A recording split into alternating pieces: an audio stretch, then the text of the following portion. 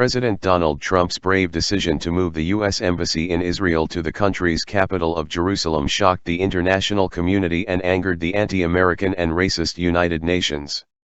But Trump's brave move has sparked an international movement, and at this point it looks like 10 nations are joining the U.S. in the move to Jerusalem. On Monday, the nation of Guatemala announced that it, too, would join Trump and move its Israeli embassy to Jerusalem. As the Associated Press reported on Christmas Day, Guatemala's president announced on Christmas Eve that the country will move its embassy in Israel to Jerusalem, becoming the first nation to follow the lead of U.S. President Donald Trump in ordering the change. That wasn't the only support that the Central American country lent the USA. Guatemala was one of 9 countries to vote with the U.S. against the anti-Semitic and anti-American vote taken in the United Nations last week. Again, per the AP, Guatemala was one of 9 nations that voted with the United States and Israel on Thursday when the UN General Assembly overwhelmingly adopted a non-binding resolution denouncing Trump's recognition of Jerusalem as Israel's capital. At the time of the vote last week, no other country had its embassy in Jerusalem. But, now, things are changing.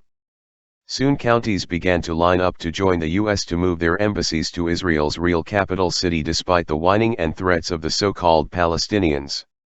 On Christmas Eve, Guatemalan President Jimmy Morales took to Facebook to announce his nation's intention to join the U.S. We spoke about the excellent relations that we have had as nations since Guatemala supported the creation of the State of Israel. One of the most important topics of the conversation was the return of the Embassy of Guatemala to Jerusalem. So I inform you that I have instructed the Chancellor to initiate the respective coordination so that it may happen. Now it looks as though Honduras is also set to join the movement, as is a group of other countries, Daily Wire reported. Also on Monday, Knesset Speaker Yuli Edelstein told attendees at a Likud party event that the parliamentary heads of 2 other countries had echoed their desire to move their embassies from Tel Aviv to Jerusalem.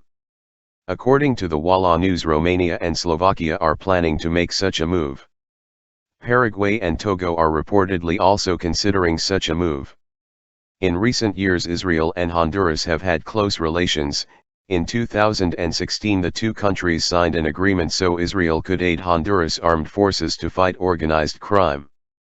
Honduran President Juan Orlando Hernandez graduated from Mashav, Israel's Agency for International Development Cooperation.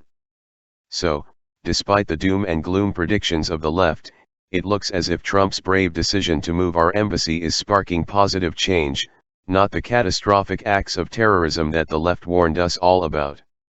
Note, this post was written by Warner Todd Houston.